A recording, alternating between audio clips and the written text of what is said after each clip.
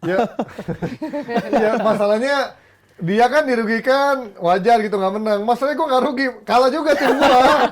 Itu yang gue bete, tim gue nggak rugi tapi nggak menang juga. Lawan MU lawan yang sama di EFL kemarin, lawannya Crystal Palace. Sekarang MU lagi-lagi harus menelan apa ya, pil pahit ketika kalah lawan tim yang kemarin bisa mereka kalah dengan skor 3-0 bahkan dengan beberapa pemain cadangan. Dan ini yang sebenarnya kita bahas juga kan, ketika mereka menggunakan dua pemain bintangnya, terutama Rashford, ini akan menjadi pertanyaan, apakah Rashford bisa langsung memberikan efek yang lebih bagus, atau justru akan merusak yang selama ini kemarin udah dibikin lebih enak gitu, lebih cair. Lo gimana Mas, kemarin siapa yang patut disalahkan? Apakah Rashford-nya, ataukah emang justru Ten Hag yang memaksakan ketika ngapain lo kalau mau udah worse, maksain anak mas lo main di sana gitu?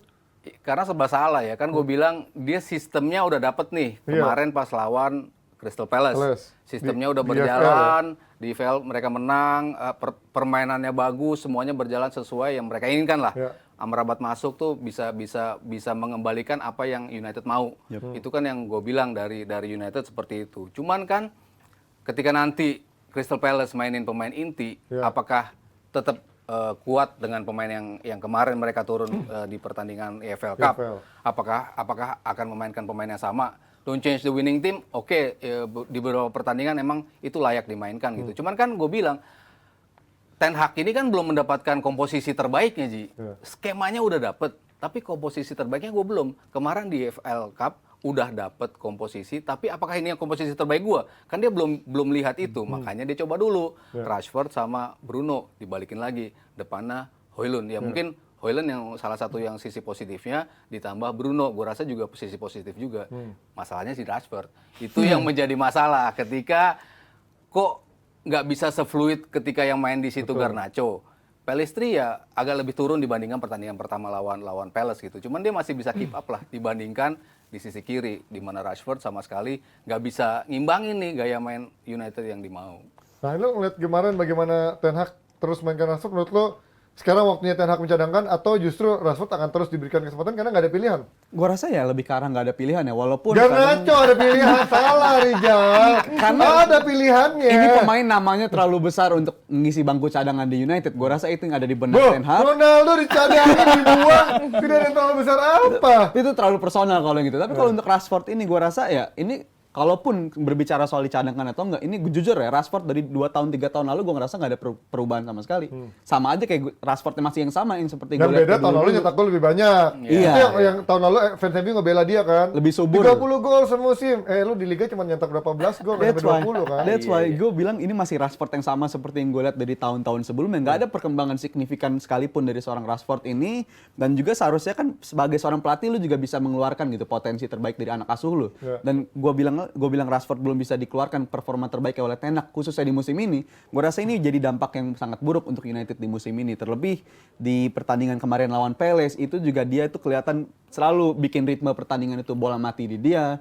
Dia juga salah ngambil keputusan. Masa iya lu tiap pekannya selalu decision making lu selalu salah? Ini kan jadi salahnya jelas di Rashfordnya juga. Jadi gue lihat soal Rashford ini gue rasa posisi terbaik dia pun juga gue masih agak bingung juga nih. Di posisi terbaik dia betul dia mayoritas main sebagai sayap kiri.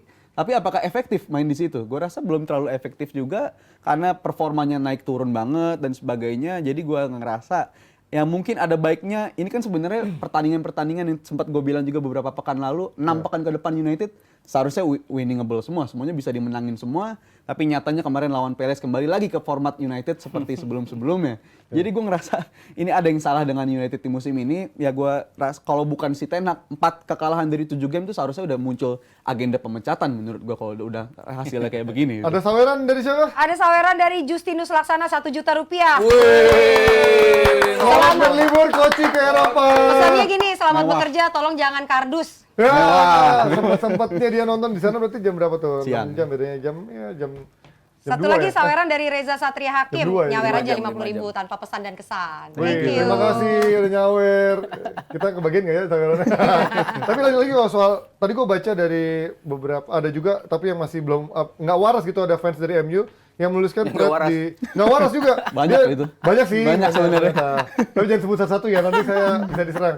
Karena ada yang ngomong, dia bilang jangan salahin Rashford-nya. Rashford ketika tahun lalu dia yang menggendong. Iya. Tahun ini ketika dia nggak nyetak gol kok disalahin, yang lain pada kemana? Ada bener nggak menurut kalian point of view-nya ketika kok kalau Rashford nyetak gol, mana Højlund, mana kemarin siapa Bruno Fernandes, mana Casemiro, mana yang lain kok nggak bisa nyetak gol juga gitu? Gue mungkin ada bener ya, tapi kalau kita berkaca dari standarnya musim lalu, itu kan form of his life Rashford lah, pertandingan musim terbaiknya Rashford dibanding musim-musim sebelumnya. Dia kan juga belakangan sebelum-sebelumnya nggak pernah nyentuh digit gol seperti itu, baru di musim lalu doang. Mungkin musim lalu emang kebetulan aja, bisa jadi kayak seperti itu. Jadi menurut gue tetap ada khawatirnya soal Rashford ini, tapi dilihat kalau berdasarkan penampilan, based on performance aja di musim ini, ya udah jelas lah kita nggak perlu banyak-banyak ini, kita ngeliat ada masalah emang di sisi serangan United terutama dari segi Rashford-nya ini. Kenapa dia nggak bisa ngambil keputusan dengan benar dan juga golnya juga produktivitasnya menurun drastis dan dia juga nggak produktif amat sekarang. Biasanya musim lalu pun kalau nggak golin, at least dia ngasih kontribusi berupa assist, berupa dia bikin foul jadi pelanggaran jadi penalti, temennya bisa mencetak gol dari situasi tersebut. Tapi di musim ini itu kelihatan hilang semua. Jadi mungkin ada kaitannya juga dengan performa United yang sedang menurun dan itu berdampak ke dianya sendiri juga. Terlebih di musim lalu kan United ini digadang-gadang Tsunami Trophy, quadruple karena mereka bertanding di 4 kompetisi sekaligus, berjuang sampai menjelang akhir juga. Ya itu menurut gua ada dampaknya juga, bukan cuma ke Rashford tapi secara keseluruhan. Banyak pemain yang cedera akibat dari musim lalu yang tampil begitu banyak di 4 kompetisi tersebut. Tsunami Trophy tapi 4 tahun beruntun, Carabao. Karena jago banget kan, tahun lalu juara. Kemarin lawan Palace begitu meyakinkan, begitu di Liga melempem lagi. Tapi lu gimana Mas lihat pandangan tadi yang gue bilang soal statement, kok lu menyalahkan Rashford di saat yang lain pada kemana gitu. Tapi kan decision making Rashford juga membuat akhirnya Højlund miss momen dia harus bisa nyetak gol, kalau dia kasih assist nggak dapat bola gitu kan. Berarti kan banyak juga poor decision dari Rashford yang akhirnya membuat pemain-pemain lain nggak bisa nyetak gol sebenarnya kan. Iya, gue jadi kasihan sama Højlund gitu kan. Maksudnya dia datang mencoba untuk involve di setiap game dan dia bisa kelihatan dia involve dalam setiap permainannya, dalam setiap rangkaian serangan dia selalu involve. Positioningnya bagus, tapi kan nggak ada bola yang ke dia.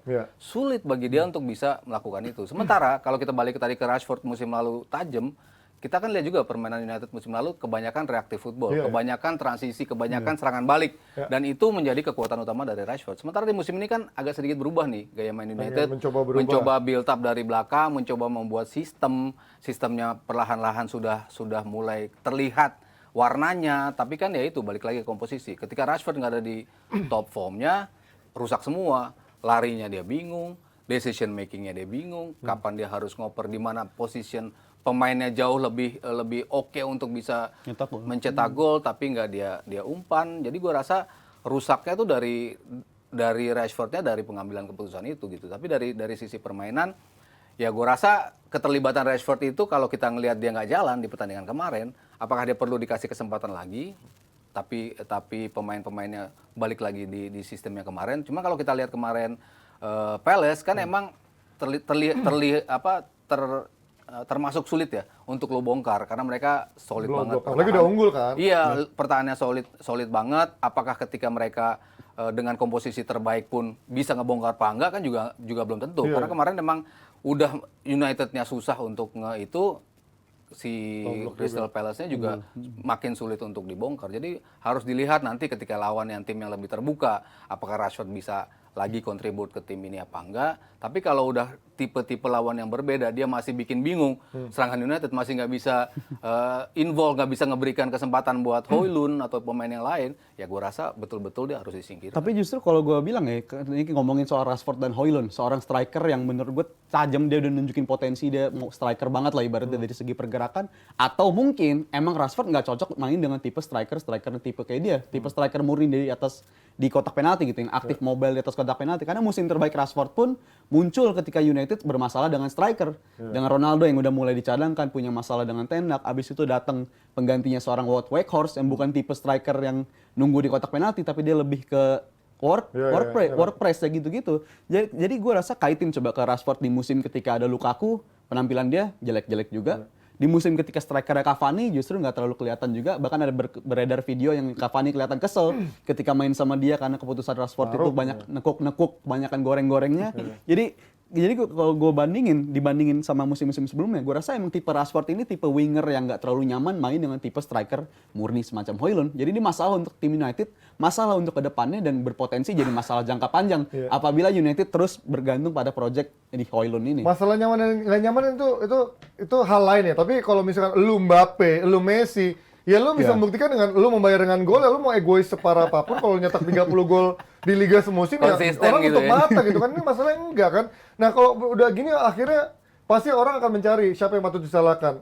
Rashford iya, tapi Ten Hag terus memaksakan Rashford. Apakah setuju emang karena minim opsi atau harusnya dicoba memang Garnacho lebih sering, karena kemarin ketika Garnacho berapa kali starter nggak works dibilang Garnacho belum layak, Garnacho segala macam. Nah, sekarang Rashford juga dikasih berapa kali nggak layak juga ada di starter sebenarnya kan.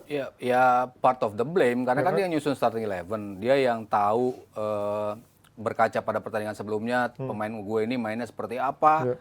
Garnacho terbukti oke sebetulnya untuk dijadiin starter di beberapa pertandingan, dia bisa keep up lah dari musim kemarin di mana dia lebih bagus jadi super sub terus. Tapi ketika dia disuruh ngemban posisi jadi starter, ternyata dia bisa kok deliver gitu. Cuman kan belum konsisten. Tapi semakin sering main muda wajar sih sebenarnya ya. semakin sering dia dikasih kesempatan, pasti dia akan konsisten. Nah, itu kan yang belum dikasih sama Ten Hag.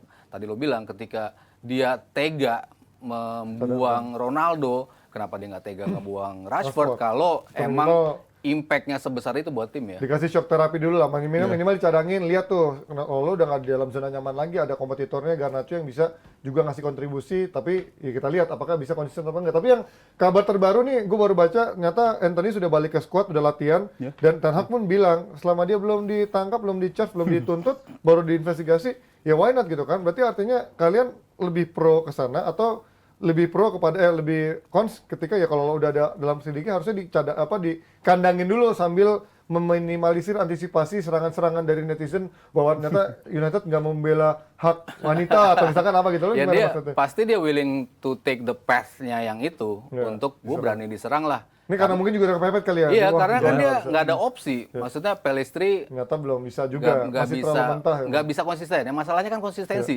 Maksudnya siapapun yang lo mainin asal dia bisa konsisten itu kan nggak masalah. Tapi kan dia nggak bisa konsisten. Dalot kemarin nggak konsisten. Belakangan kan konsisten terus. Dimainin terus walaupun AWB lagi cedera. Tapi setiap dimainin kan dia perform juga gitu. Masalah konsistensi. Sementara kalau si Anthony ya mungkin ya masalahnya belum selesai, pasti dia akan mendapat serangan, udah nggak mungkin nggak lah, udah pasti karena kemarin masalah Greenwood kayak gitu, masalah Mendy di City kayak gitu, selama itu masih mengganggu urusan kaum yang itulah yang membela dia, itu pasti akan diserang. Tapi kalau dia untuk willing take path itu, berarti udah siap dengan konsekuensi itu. Dan kalau untuk Antonia juga, gue ngelihat dia cukup kooperatif sih ya, karena ketika penyidikan ini berlangsung, dia secara inisiatif sendiri yang datang ke kantor polisi untuk bisa ngasih keterangan segala macam. Gue ngelihat dari sisi itu, ini pemain yang udah kelihatan, gue udah capek banget ngadepin masalah di luar urusan bola ini.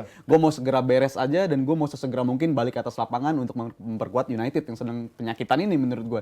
Jadi gue rasa cukup reasonable kenapa ini tindakannya jauh lebih cepat ketimbang waktu itu Greenwood segala macam. Di Anthony ini tindakannya lebih cepat karena Greenwood ini udah ada tuntutan ya, maksudnya udah ada buktinya juga lebih jelas segala diperiksa. macam. Dan kalau untuk Anthony ini gue lihat dia ada itikat baiknya juga untuk mengasih keterangan sekooperatif mungkin. Jadi gue rasa gue menantikan sih sesegera mungkin dia untuk balik, dan juga gue harapkan United bisa ngasih perlindungan yang lebih juga ke dia dari segi PR gitu. Karena belakangan yang disoroti juga United kan kurang cermat dalam menanggapi PR untuk bisa melindungi para pemainnya. Jadi gue rasa ini sesegera mungkin si Anthony bisa kembali ke squad, makin bisa mengobati lah United ini yang daftar cederanya nggak habis-habis, daftar pemain perform naik turunnya nggak habis-habis. Jadi gue rasa Anthony pun sekarang kelihatan seperti sebuah solusi, walaupun gue juga belum terlalu yakin sama performa dia di Premier League musim ini. Anthony, kalau mainnya juga kemarin bisa nyetak 20 gol, kita pasti akan merasa, oh Anthony akhirnya balik. Bisa ngirim assist lah paling nggak, tugas dia kan ngirim assist tuh. Gocek-gocek juga lumayan. Sama jadi sirkus aja, kita nonton buat nonton sirkus ya. Ada saweran. Ada saweran, MU dari TZ namanya 50.000. MU main bagus kalau lawannya tim cadangan, lawan tim inti jadi badut Ancol, yang hidungnya gede tuh ya. Tapi ada komentar dari Ten Hag pas pertandingan Gus, sebenarnya saya bisa memberikan penjelasan mengapa MU kalah. Tapi kalian pasti akan menyebutnya saya hanya mencari alasan saja. Emang kalau cari alasan. Itulah kata-katanya dia. Tapi emang itulah Ten Hag tuh kelihatan juga sebenarnya bingung dengan solusi apa yang akhirnya ujung-ujungnya ngeritik pemainnya. Ujungnya kita main dengan sebenarnya kita main bagus, tapi banyak tapinya ujung-ujungnya kelihatan buat gue kayak eksisnya. Tapi kalau buat kalian jebretin Ten Hag masih layak nggak sih untuk maksudnya bukan masih layak. Orang yang tepat untuk melatih MU atau ternyata overrated selama ini dia dibilang bisa membawa MU ke next level, mengalahkan Pep Guardiola atau Jurgen Klopp, membawa MU menjadi juara Liga. Itu aja kita lihat nanti, mungkin bisa kasih kolom komen atau bikin voting juga bisa, apakah Ten Hag orang yang tepat untuk melatih MU atau selama ini hanya cuman hype gembar-gembor di media maupun media sosial semata.